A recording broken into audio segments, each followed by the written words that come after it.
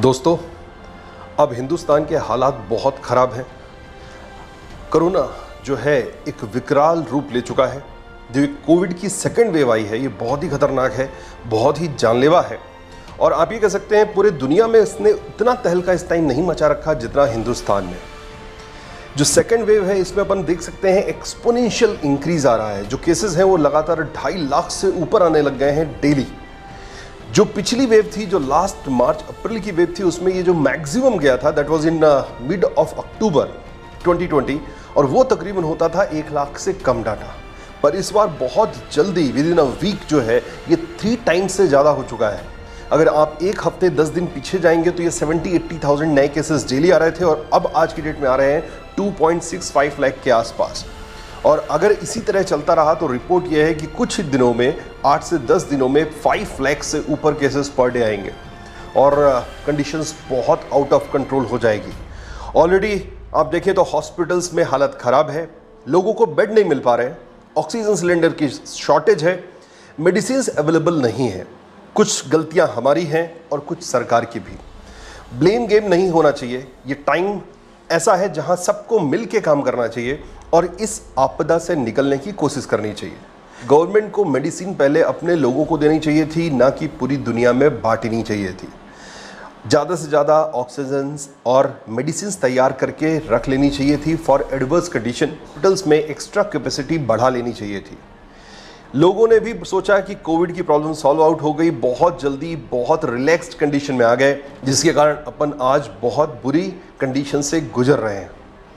दोस्तों, first of all एक चीज़ ध्यान रखिए, कोरोना जो है वो वायरस है। वायरस कभी भी ख़त्म नहीं होता। जो भी वायरस शुरू से आए हैं वो आज तक हैं इस दुनिया में।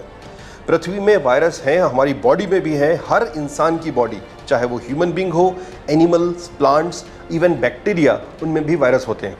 वायरस एक ऐसे माइक्रो ऑर्गेनिजम्स हैं जो खुद ग्रो नहीं करते। ये हमेशा किसी दूसरे होस्ट सेल को टारगेट करते हैं और उसी में ग्रो कर सकते हैं। मतलब अगर अपन को इस चेन को तोड़नी है तो अपन को इसको दूसरे होस्ट सेल में इंटर नहीं करने देना है। और इसीलिए गवर्नमेंट सोशल डिस्टेंसिंग की बात करती है, मास्क की बात करती है, सैनिटाइजेशन की बात करती है। लॉकडाउन इसका सॉल्यूशन नहीं है, पर हाँ, लॉकडाउन के थ्रू कम से कम आप लोगों के बीच में इंटरेक्शन कम हो जाएगा, जिसके कारण इसके नंबर ऑफ केसेस कम हो सकते हैं। पहले भी बहुत सारे वायरस अटैक कर चुके हैं ह्यूमन बींग्स को, जैसे पोलियो भी एक वायरस है, HIV एड्स जो है वो वायरस है, मीजल्स हो गया, इवन डेंगू फीवर जो आता है that is also viral disease जो मॉस्किटो के थ्रू फैलता है।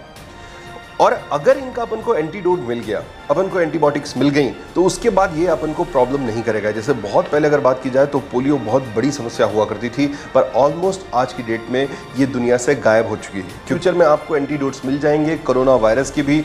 हो सकता है कुछ समय बाद अपन इसको भूल चुके हो, और पर एक चीज़ हमेशा याद रखिए, अब ये दुनिया में हमेशा रहने वाला है और अपन को इसी के साथ जीना पड़ेगा। जैसे मैंने आपको पहले बताया कि वायरस जो है वो खुद ग्रो नहीं कर सकते, उनको हमेशा किसी दूसरे होस्ट सेल की ज़रूरत पड़ती है। ये दूसरे होस्ट सेल को कांटेक्ट करेंगे और उसमें अपने जेनेटिक मटेरियल ये इंजेक्ट करते हैं और फिर धीरे धीरे उसके फंक्शंस को कंट्रोल करना स्टार्ट कर देते हैं। जो वायरस होते हैं वो सिर्फ रिप्रोड्यूस, मतलब आप कह सकते हैं प्रजनन करने के लिए जीते हैं, एग्जिस्ट करते हैं।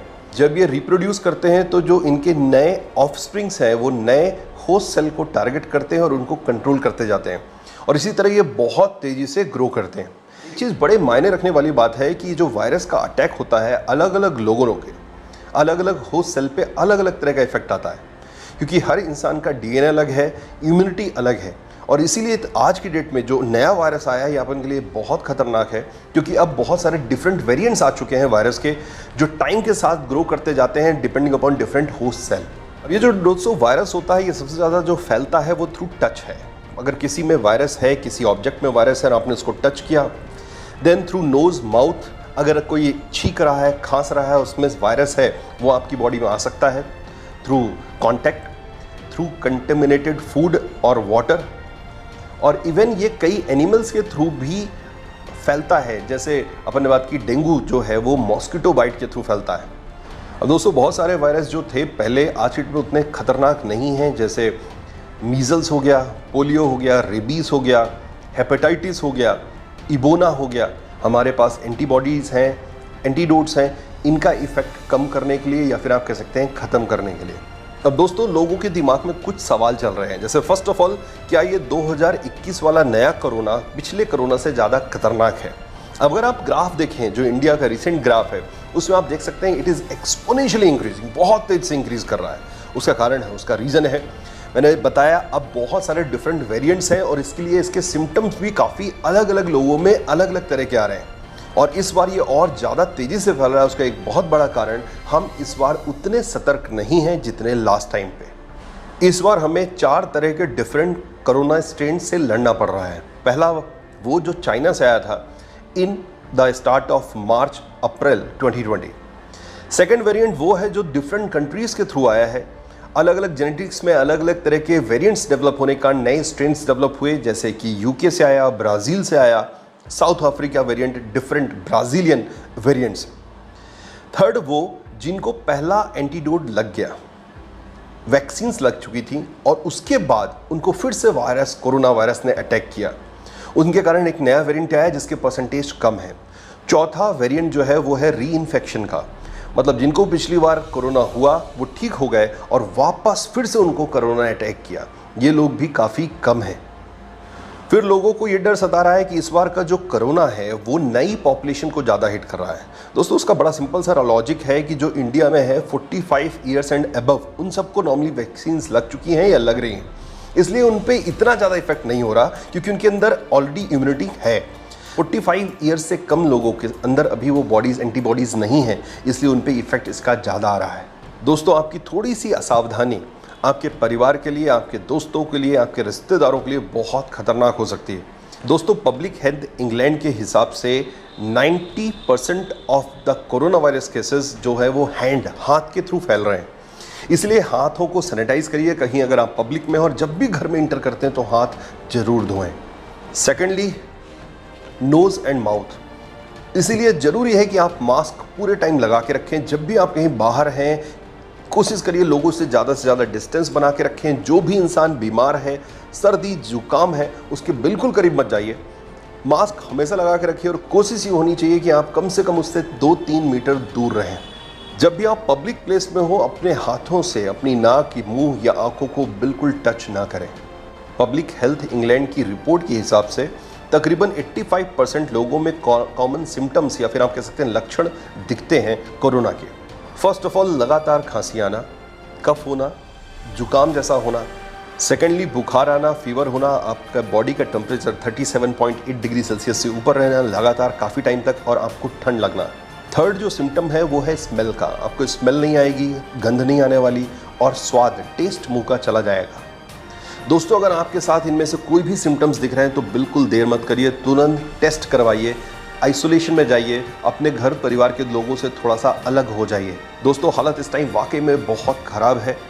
लोगों को हॉस्पिटल में बेड नहीं मिल पा रहे, ऑक्सीजन सिलेंडर्स नहीं मिल पा रहे हैं, दवाइयाँ नहीं मिल पा रही और लोगों की मौत इतनी ज़्यादा हो रही है कि शमशान घाट में वेटिंग चल रही है। इसलिए कोशिश करिए, मैं आपसे हाथ जोड़ के विनती करता हूँ कि गलती बिल्कुल ना करें। कुछ टाइम के लिए स्ट्रिक्टली सोशल डिस्टेंसिंग को फॉलो करें, गवर्नमेंट की गाइडलाइंस को फॉलो करें। दोस्तों, ये गवर्नमेंट आपको समझा सकती है, मशवरा दे सकती है, पर शायद बचा नहीं सकती। इसलिए आपको खुद अपने आप को, अपने परिवार को बचाना होगा।